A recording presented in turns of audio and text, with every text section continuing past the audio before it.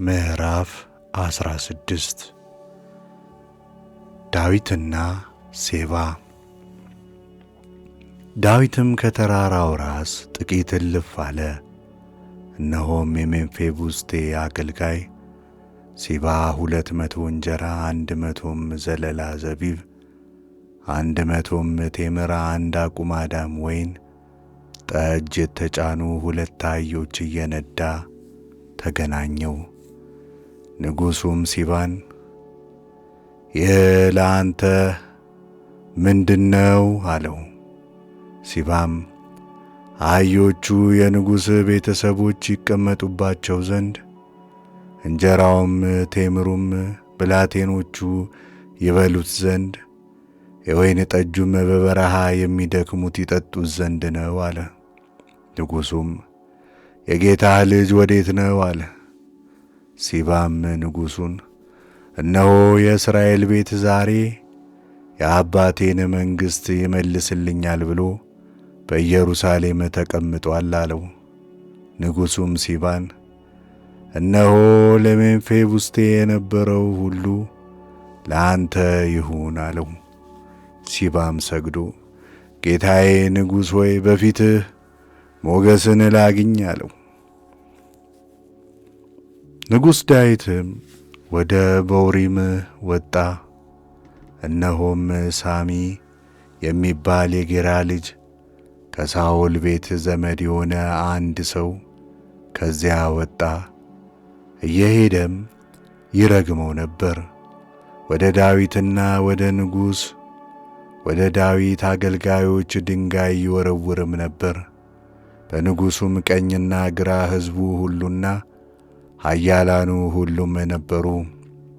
ሳሚም ሲረግመው እንዲህ ይል ነበር፣ ውጣ፣ ያንተ የደም ሰውና ዓመፀኛ ሰው ሂድ፣ በፋንታው ነግሠሃልና እግዚአብሔር የሳኦልን ቤት ደም ሁሉ መለሰብህ። እግዚአብሔርም መንግሥትህን ለልጅ ለአቤሴሎም እጅ አሳልፎ ሰጥቶታል። እነሆም አንተ የደም ሰው ነህና በመከራ ተይዘሃል ይለው ነበር። የሶርያ ልጅ አቢሳም ንጉሡን አለው፣ ይህ የሞተ ውሻ ጌታዬን ንጉሥን ስለምን ይረግማል? ልሻገርና ራሱን ልቁረጠው አለ። ንጉሡም እናንተ የሶርያ ልጆች በእኔና በእናንተ መካከል ምን አለኝ? እግዚአብሔር ዳዊትን እርገመው ብሎ አዞታልና ይርገመኝ። ለምንስ እንዲህ ታደርጋለህ? የሚለው ማን ነው? አለ።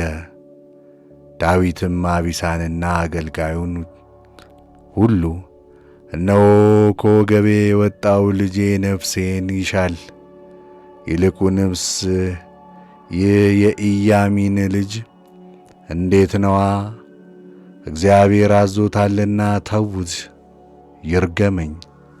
ምናልባትም መከራዬን አይቶ ስለ እርግማኑ በዚህ ቀን መልካም ይመልስልኛል አላቸው። ዳዊትና ሰዎቹም በመንገድ ይሄዱ ነበር። ሳሚም በተራራው አጠገብ በአቅራቢያው ይሄድ ነበር። ሲሄድም ይረግመው፣ ድንጋይም ይወረውርበት ነበር፣ ትቢያም ይበትንበት ነበር። ንጉሡና ከእርሱም ጋር የነበረ ሕዝብ ሁሉ ደረሱ፣ ደክመውም ነበር፣ በዚያም አረፉ። አቤሴሎምና የእስራኤል ሕዝብ ሁሉ አኪጦፌልም ከእርሱ ጋር ወደ ኢየሩሳሌም መጡ። የዳዊትም ወዳጅ ኩሲ ወደ አቤሴሎም በመጣ ጊዜ ኩሲ አቤሴሎምን ንጉሥ ሆይ 1000 ዓመት ያንግሥህ አለው። አቤሴሎምም ኩሲን ስለ ወዳጅ ያደረግከው ቸርነት ይህ ነውን? ከወዳጅ ጋር ያልሄድክ ስለ ምንድነው? አለው። ኩሲም አቤሴሎምን እንዲህ አይደለም፣ እግዚአብሔር ይህም ሕዝብ የእስራኤል ሰዎች ሁሉ ለመረጡት ለእርሱ እሆናለሁ ለእርሱ ለመረጡት እሆናለሁ፣ ከእርሱም ጋር እኖራለሁ አለ።